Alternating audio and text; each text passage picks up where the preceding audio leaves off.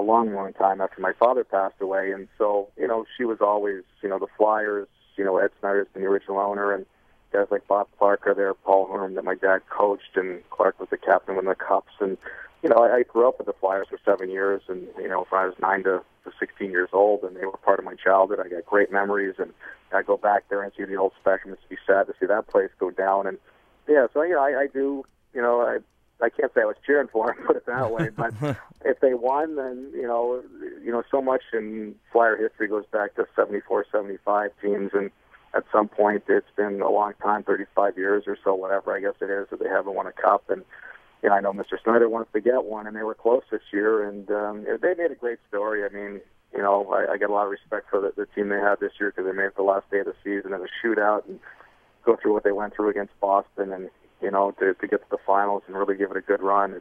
It's tough to fall short like that. And, you're right back at work as we found out a couple of years ago, with the draft coming up. But it's a great year for them, and, but my memories of the Flyers go back, and they'll always be there. But I'm a Penguin fan now, obviously, and my kids are Penguin fans. And but I always, it's the Flyers with Ed Snyder and so forth. They have treated my mother great in the years after my father passed away, which they do all their alumni, and I've got a lot of respect for that. Hey, Ray, I want to ask you too about the draft coming up, because as I mentioned to Don, I mean, your background, I mean, you took all the steps to get to the current job you're at as a general manager in this league. You were doing some scouting work, and you were an assistant GM, and so you understand kind of all the work that goes into a draft. So just can you give the listeners and viewers kind of your thoughts on, the culmination of all that work for the scouts and what it's like for them on draft day? Yeah, I've been fortunate. I think I was about 14 years an assistant GM, and, when I started in Ottawa, then went to Nashville, and I was lucky to work and be around some of the great scouting people, I think, from Marshall Johnson and Pierre Gauthier and Andre Savard and Paul Fenton in Nashville, and learn a lot. John Ferguson Sr. in Ottawa. I mean, I learned a lot from these guys, and what really one of the misconceptions actually about the amateur draft, and you guys hear and see it all the time, is that this GM made a great draft pick, or he made a real bad mistake there. He does. I mean, let's be honest. I mean, it goes. You hire your amateur scouting staff, your director of scouting. They're the ones really making the draft picks. I mean, the GMs don't have the ability to get out there and see a lot of amateur games. If we do, it's maybe one or two times, and if you're really weighing in too heavily, you're going to make a mistake. And so, it's just, 364 days for these guys to have, 363 days because they have a 2-day draft now for these guys to put their hard work to try to get you assets for your organization. And, I remember back in the 08 draft, I mean, that was kind of a tough one for me. We didn't have a pick until the 4th round. Mm-hmm. And our scouts sat there for like 2 days before we got a pick. And, I felt bad because, they're judged on the work they do. And, I got to give them the ammunition to try to do their job well. And, this year we have obviously a first-round pick at 20. We don't have a second, but what do we have? A 3rd, 4th, 5th, 2, 6, and a 7th. And,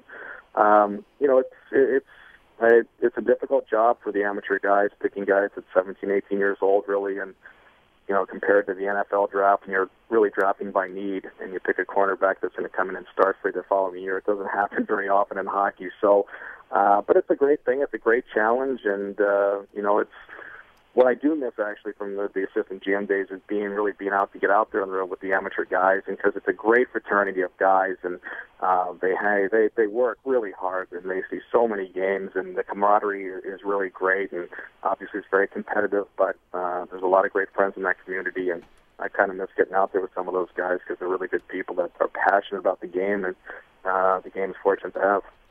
Ray, as we mentioned, the schedule came out today, and I was just taking a look. No Western Canada, no West Coast trips. Your longest trip is going to be Colorado and Dallas. That's got to be a break for your team, right?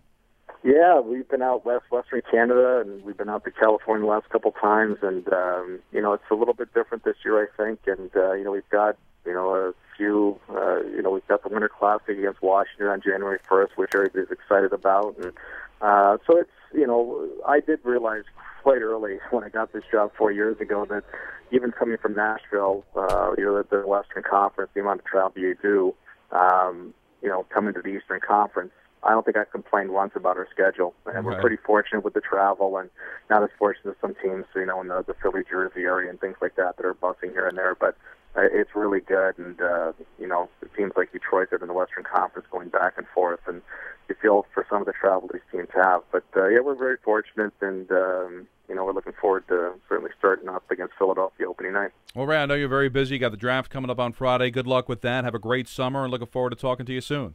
Same here, Don. EJ, thank you, guys. You got it. That's Ray Shero, general manager of the Pittsburgh Penguins. So must be nice to be a team that looks at getting bounced in the second round as a disappointment, but that's the kind of level of competition that they've been able to supply their fan base. So they're going to try to get back on the horse and see if they can't get back to a Stanley Cup and open up that Consol Energy Center with a banner. All about you the rest of the way. Your calls and emails, 877-645